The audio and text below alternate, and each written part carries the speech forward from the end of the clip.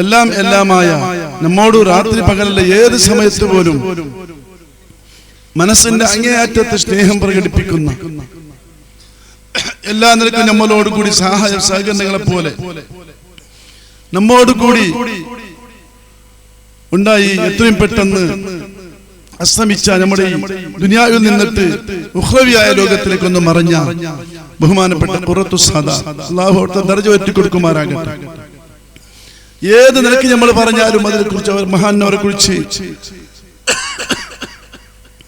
ഒരു മദ്ഹ് ചൊല്ലാനോ ബാക്കിയുള്ള മനസ്സ് വല്ലാത്ത വിഷമിക്കുന്നുണ്ട്.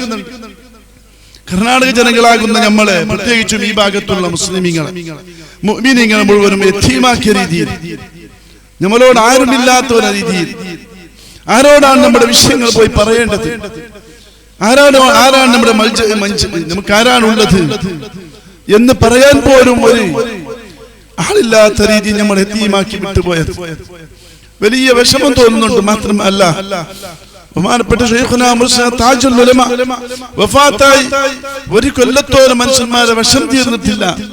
പിന്നെ അങ്ങനെ കുറച്ചുകൂടി സമാധാനമായി എല്ലാ വിഷയങ്ങളും അവിടുന്ന് കടന്നുകൊണ്ട് നമ്മളോട് കൈകാര്യം ചെയ്തുകൊണ്ടുണ്ടായിരുന്നു. അവിടുത്തെ മകനാകുന്ന ഖുറത്തു സാദാത്തിനെ എന്റെ മോൻ മജിദ എന്ന് പറഞ്ഞ ഒരൊറ്റ വാക്കുകൊണ്ട് അത് നമ്മൾ അംഗീകരിക്കുകയും, അത് മാത്രമല്ല കറാമത്തുകൾ പറയേണ്ട ആവശ്യമില്ല. ഈ നാട്ടുകാർക്കും പരിസരക്കാർക്കും ഇവിടുത്തെ മക്കൾക്കും എല്ലാവർക്കും മഹാനവരുടെ കറാമത്തെ കുറിച്ച് പറയേണ്ട ആവശ്യമില്ല.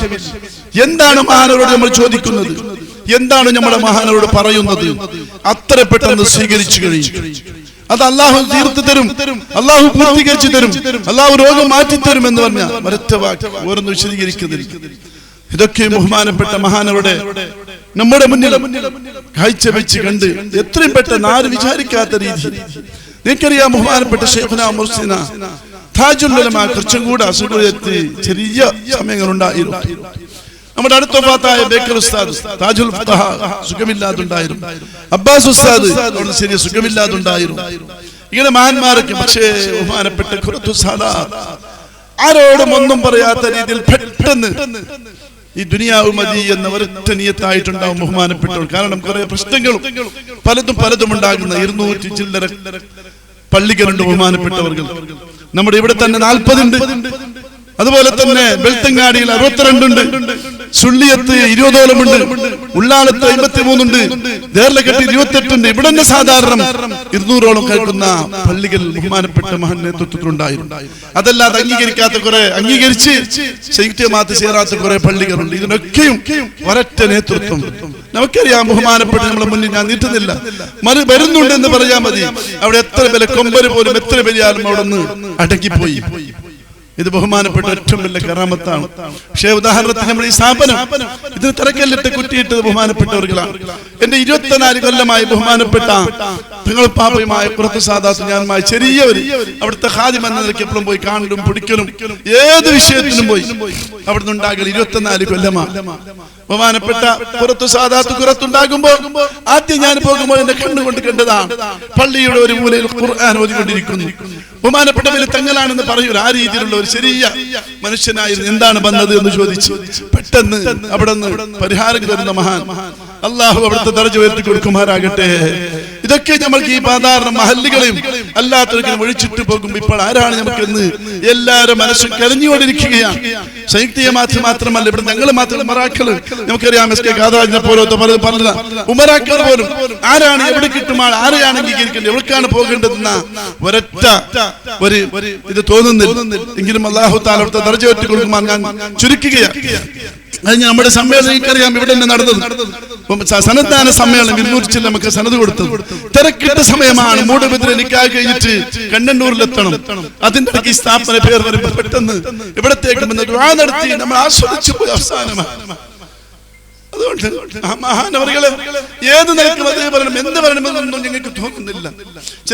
ചെറിയൊരു വിഷമം വന്നപ്പോ തങ്ങൾ പോയി പറഞ്ഞു, അതൊന്നും പേടിക്കണ്ട, അത് ശൈഖുനിന്റെ താജുൽ ഉലമാന്റെ, നീ എന്തിനാ പേടിക്കുന്നത്, നിങ്ങൾ എന്തിനാ ടെൻഷനാകുന്നത്, കടമുണ്ട് ഇതുണ്ടെന്ന് പറയുമ്പോ അത് പേടിക്കണ്ട, ഉപ്പാൻ്റെതല്ലേ. എല്ലാം ഒറ്റ മറുപടി ഇങ്ങനെ എല്ലാ സമയത്തും ഉണ്ടായി. നമ്മുടെ ആശ്വസിച്ചിരുന്ന മഹാനവറുകൾ നമ്മൾ നിന്ന് വിട പറഞ്ഞു.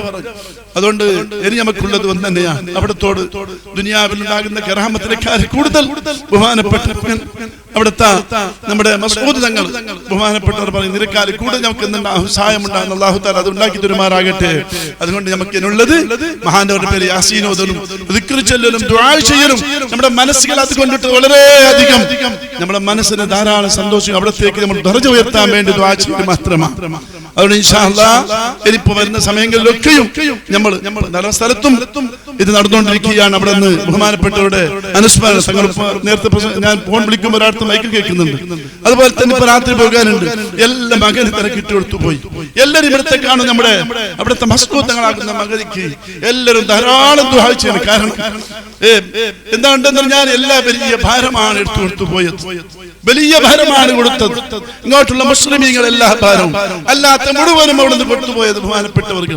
അതുകൊണ്ട് ഇൻഷാ അല്ലാഹ് ബഹുമാനപ്പെട്ടവർക്ക് നമ്മൾ ദുആ ചെയ്യണം.